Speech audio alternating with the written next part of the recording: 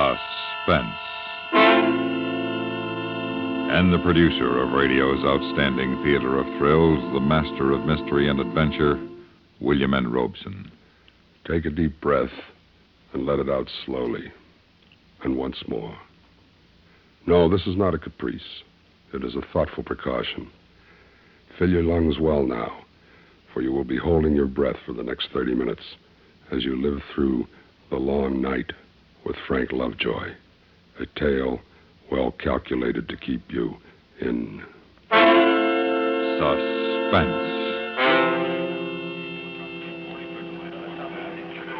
This is United 404, 10,000 over outer range.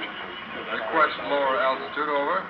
United 404, this is Rockford Tower. Maintain present altitude until further advised, over. United 404, roger, Rockford, over and out. Rockford Radio, this is Delta 318, over. Delta 318, this is Rockford Radio, go ahead. Delta 318, request permission for gradient approach. I'm over Milford Hills at 4,000, over. Delta 318, straight You stand approach in the airport granted. control tower 90 feet up in the sky over Rockford Field, waiting to go on the night watch. And you listen to the babble of voices that fill the crowded room in an endless series of requests. Request for altitude change, request for landing Rockford Tower, permission, all request aircraft. for the weather. Here is the 9 o'clock weather. Low, straightest clouds over the entire Mississippi Valley, spreading out over the central states. Visibility 2 miles, ceiling 2,200 feet and lowering steadily. Smoke Clouds, and haze, smoke, low haze, clouds, and fog, and a ceiling getting lower every minute. You look out through the tinted glass windows into the misty night, and you think of the strangers overhead, in and above the clouds. And you wonder if they, too, feel the hush as the long night begins.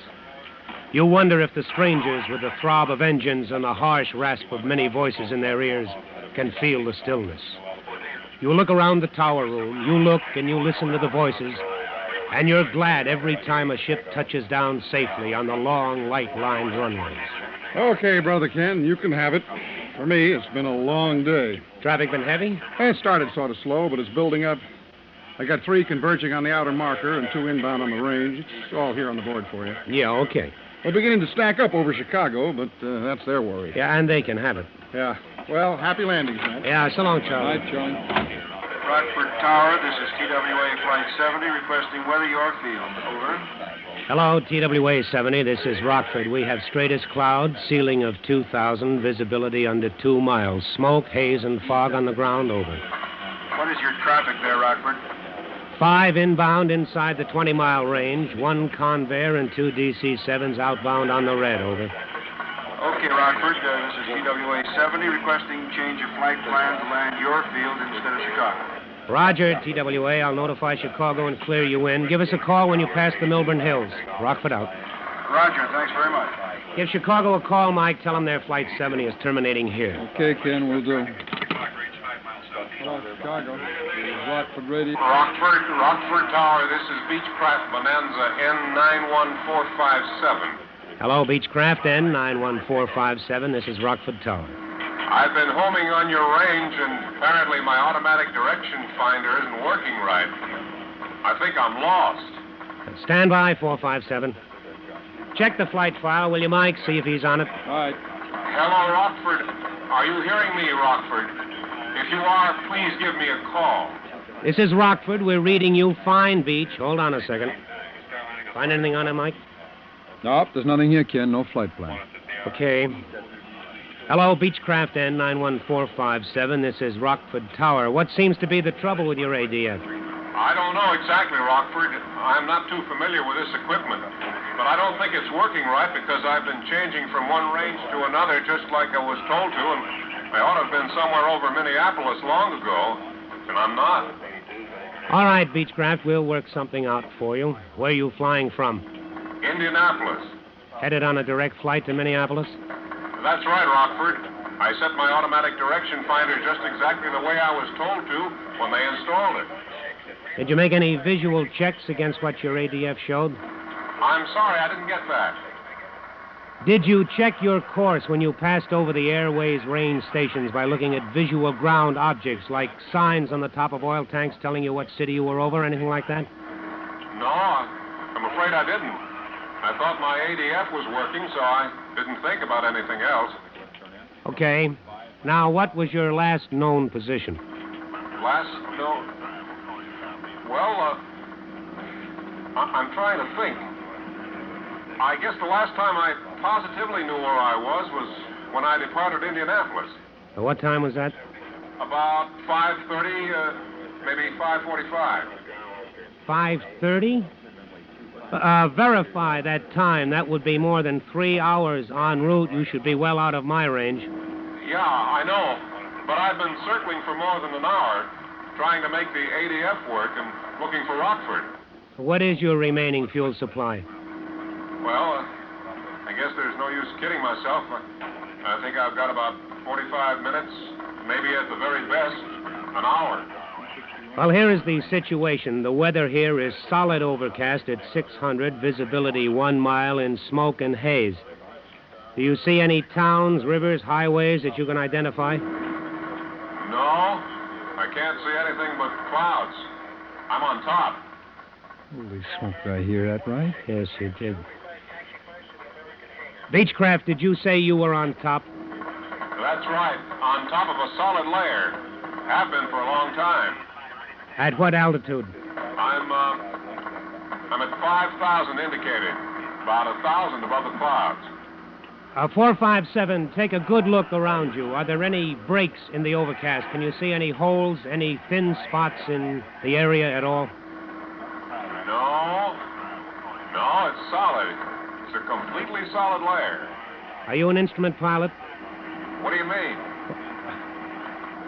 I mean, are you checked out on instruments? Do you have instrument training?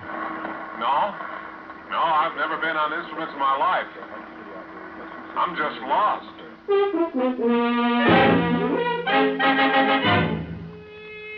You look at the clock, 9:04.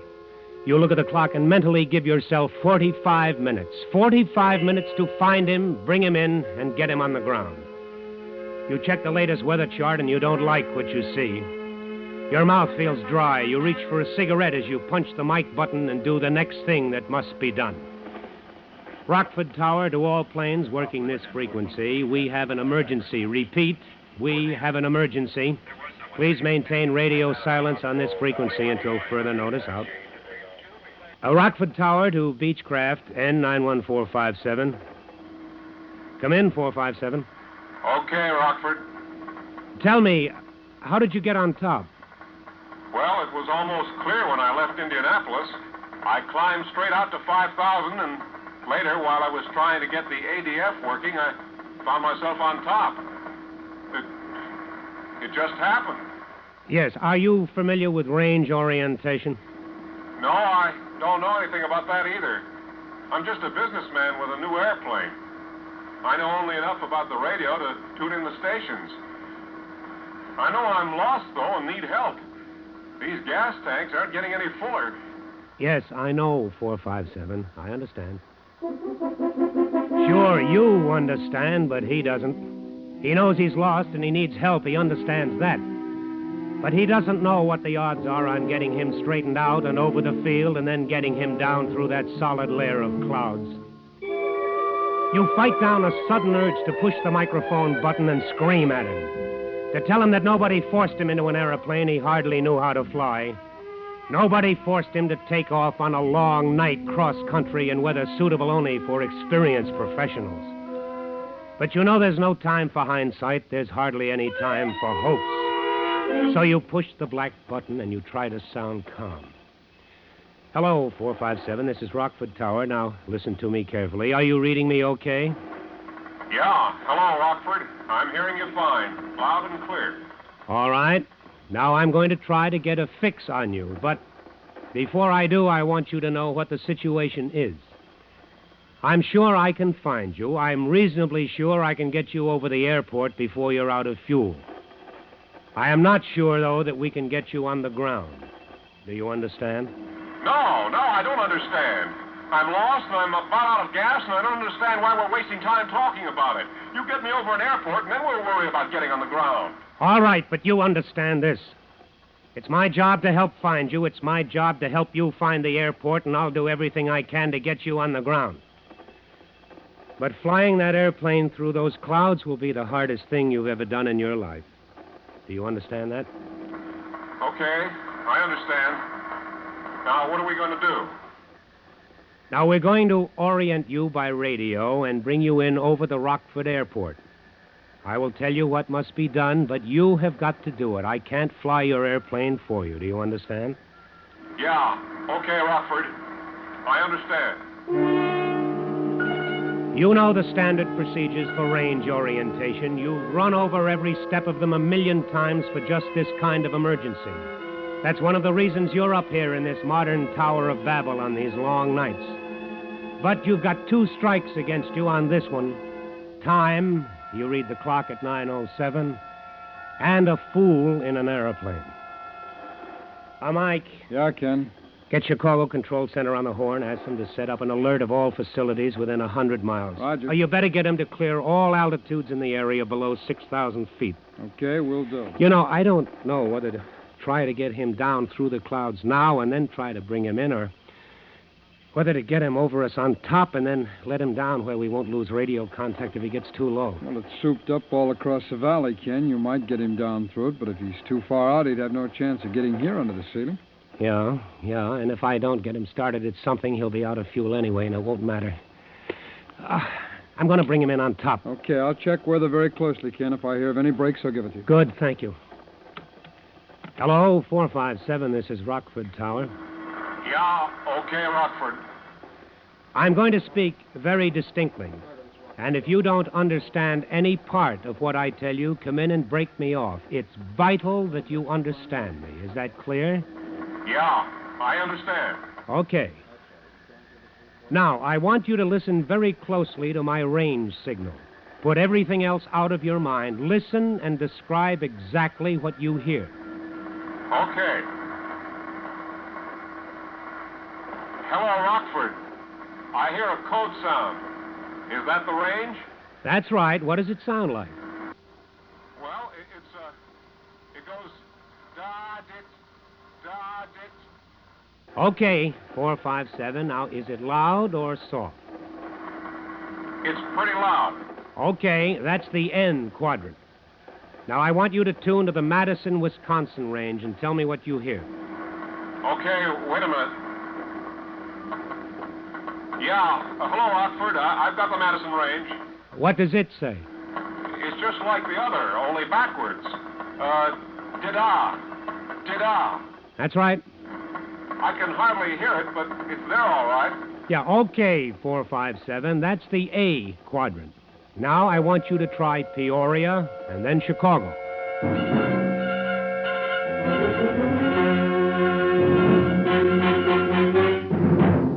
Rockford, Madison, Peoria, Chicago. 4 corners to check from. 4 radio sounds that you hope he's reading correctly. You finish the check and he comes through without a bobble, and you know you have him fixed. You know at least his direction from you. You take a deep breath, and for the first time you feel a tiny flicker of hope that you're going to find your stranger and get him in all right. But you're a long way from home, and you light another cigarette and push the black microphone button hard. Now listen carefully, 457. I'm going to run a check procedure on you. I want you to take up a northeast heading, turn your volume down as low as you can, and still receive my range signal. At the very moment you detect a change in signal strength, either higher or lower, advise me. All right, Rockford. I'll do my best. I'm not sure that I'm not at all sure. Hello, 457. Can you hear me? Do you hear me, Beechcraft 457? Rockford. Yes, I read you now. I lost you for a second, but I hear your range signal now. Did you get all of my last transmission? Yeah, I think so. I think I can do it. Hello, Rockford. My gauges indicate empty tanks. There's some gas left, I know, but I have no idea how much. Do you know where I am? I'm quite sure of your direction from me, and I believe I know how far out you are within, say, 20 miles. If what you've told me is correct, I estimate you have 30 minutes fuel remaining. I believe your gauges are indicating normally. Now, try to concentrate on doing just what I've told you to do. Yeah, okay, Rockford. I don't want you to think I'm ungrateful. I realize you can't afford mistakes. But I can't last much longer. I'm not trying to hurry you, but the gauges say empty, and my son is getting sick. You didn't say anything about having any passengers aboard. How many are there of you? Just my son and me. Is the air rough? Is there turbulence? No the air is smooth. But you said your son is getting sick. Yes, you see, he's only 9, and he's getting scared. That's what's making him sick.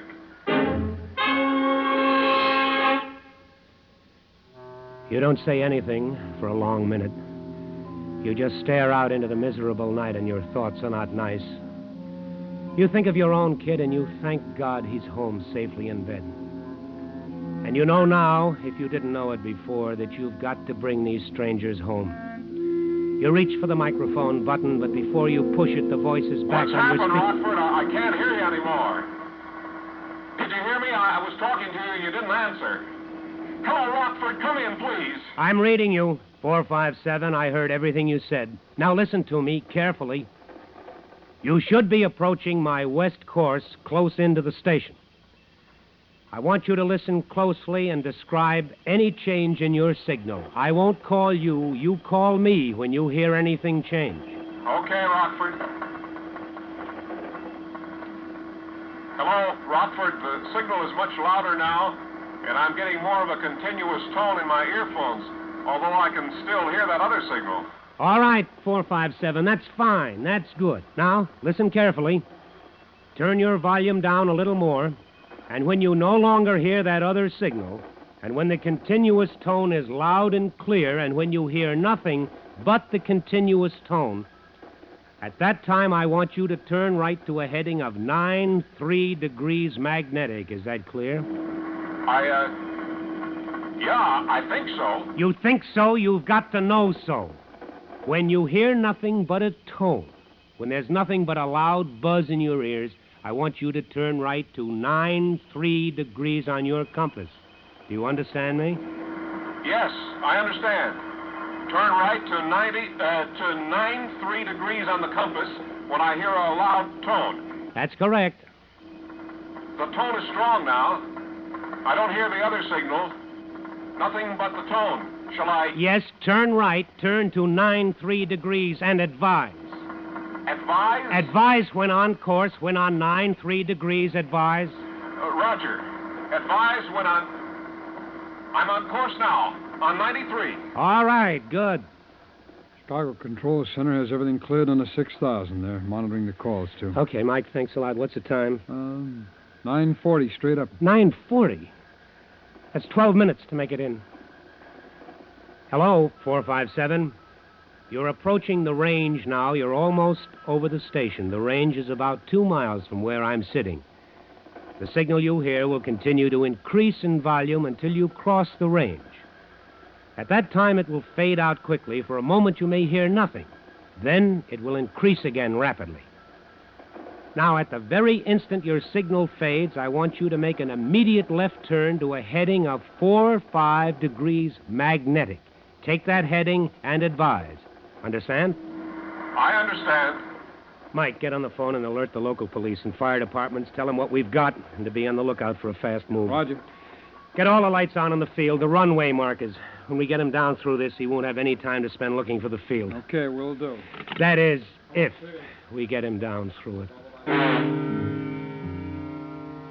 You light another cigarette. You watch the clock on the desk. You try to keep your mind clear, to think ahead, to think of everything that can possibly happen, and the waiting is worse than anything yet. You keep reaching for that microphone, wanting to call him to ask him why he doesn't tell you he's over the range. And you know he hasn't called you because he isn't over the range yet. And you wait, and you wait. And then it comes loud and clear. Rockford, I'm over the range and starting a turn. It's just like you said. It's exactly the way you said it would be. Roger, 457. You're doing fine. Now come left to 45, straight and level. Hold it until I tell you different. I'll call you back. I think you got him, Ken. Well, if he's where he ought to be, we should hear him in about 20 seconds. I'm going out the platform and listen. Call me if he calls in. Okay. You stand on the steel grating of that tower platform and you try to hear over the sounds from the field below. You strain your ears for a sound that should come to you out of the southwest. And you've never wanted to hear anything so much in your life. And then you hold your breath. You stop breathing to hear better. And it's there. A single engine singing a quiet, sweet sound and approaching directly on course. You flick your burning cigarette out into the black space and stumble back into the tower room. You grab the mic and you almost shout into it. 457, 457, this is Rockford. You're over the field. I hear you clearly. Start a 360 turn immediately and orbit in your present area. Beginning of 360. For God's sake, tell me what to do. This engine is ready to quit. You snap a look at the clock. 9:46. 5, maybe 6 minutes more if you're lucky. 6 minutes at the outside to get him lined up properly for a straight-in approach, to talk him down through 4,000 feet of solid clouds. 6 minutes to bring off a miracle. You waste 15 precious seconds debating the best way to do it. All along up to now, you've planned it this way. A good, steady, full-scale power approach, nose up a little, flaps down just enough, power on exactly right. Your mind has told you that this was the ticket, the only answer. With a good, steady airplane, no turbulence to speak of, well-trimmed and hands off, he might just make it. He might. But suddenly, you're not sure. Maybe if he could pull his power, slow her down, trim her slow and steady, a touch of flaps, that might be the answer. That might do it. It would save precious gas. If he missed his approach or he goofed up in the clouds, he could get back on top for another try. Maybe. You push the microphone button hard and try to sound calm.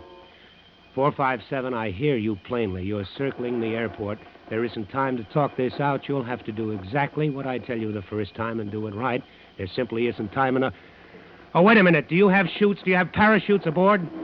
No. No parachutes. All right, 457, we'll have to do it this way. Now listen to what I have to say. You don't have to talk, just listen. Come around to a due west heading, due west. As you do, start slowing her down.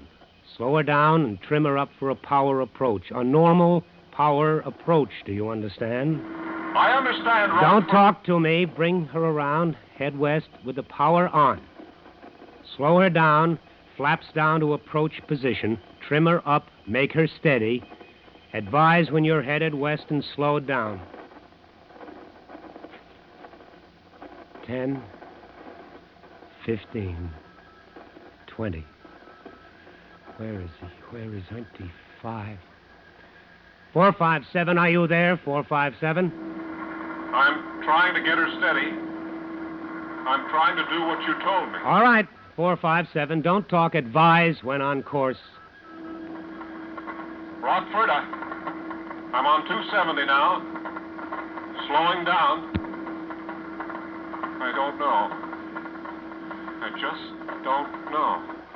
I know you don't know. All we can do is try. I understand. I'm down to 80 now. Flaps down and power on. Roger. Continue trimming her. Trim her down good. Adjust your power and trim her until she's descending at a steady 500 feet per minute. That's 500 per minute. Trim her good, do you understand? Trim her so good that she will let down at 500 feet per minute with your hands off. Do you get that? With your hands off. I understand.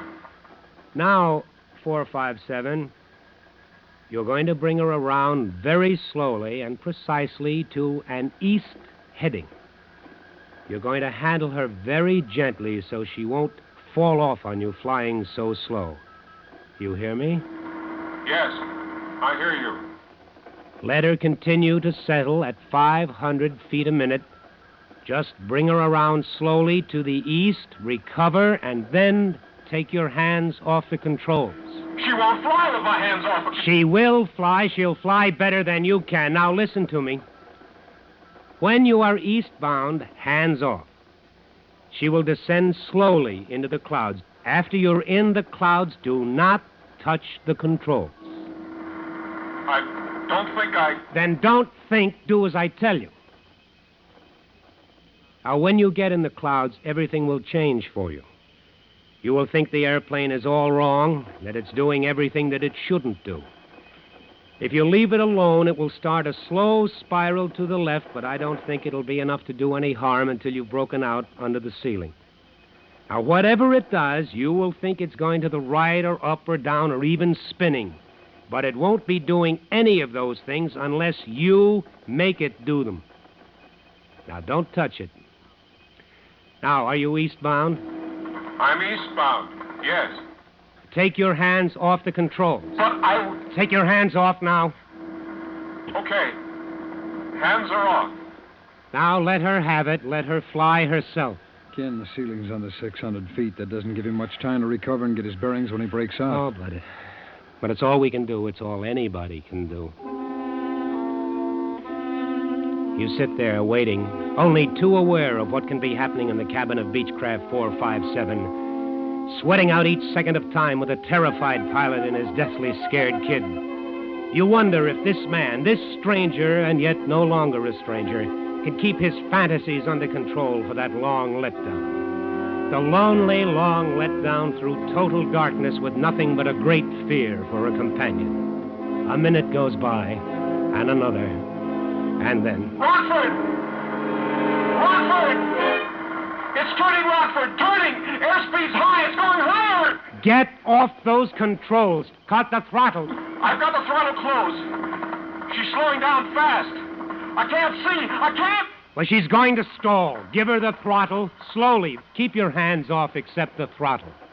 She'll climb back out on top if you keep your hands off her.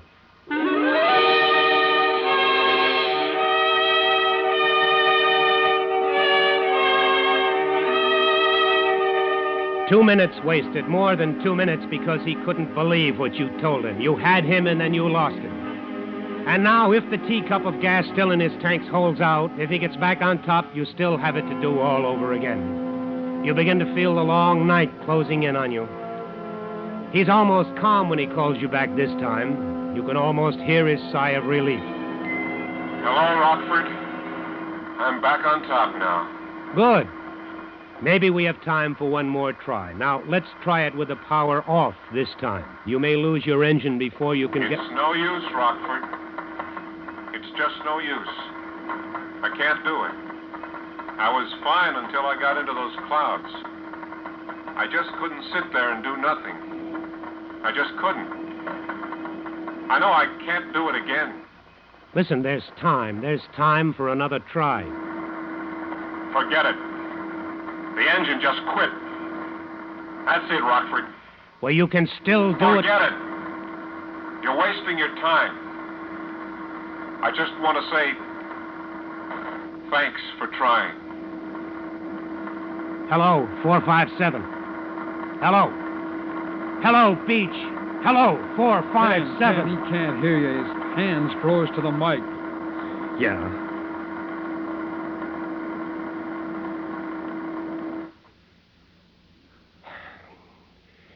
You better hit the crash button. Roger.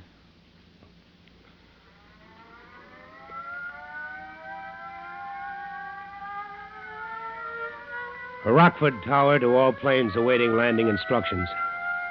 The emergency is over. Normal radio procedure is now in effect. Rockford, over and out. Rockford Radio, Delta 216, rest. TWA 70, request permission.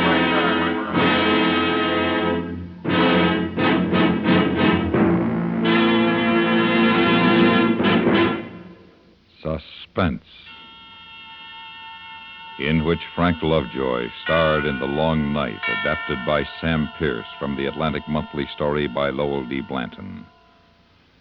Listen. Listen again next week, when radio's outstanding theater of thrills brings you another tale well calculated to keep you in suspense.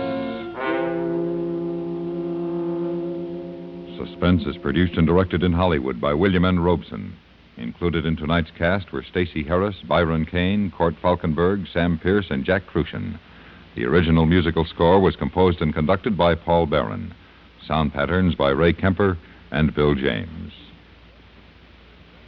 With Jack Benny and his gang back on the air each Sunday, there's just no excuse for a frown. Later on today and every Sunday, get in on the fun on the lighthearted Jack Benny Show. It's always a joy to hear.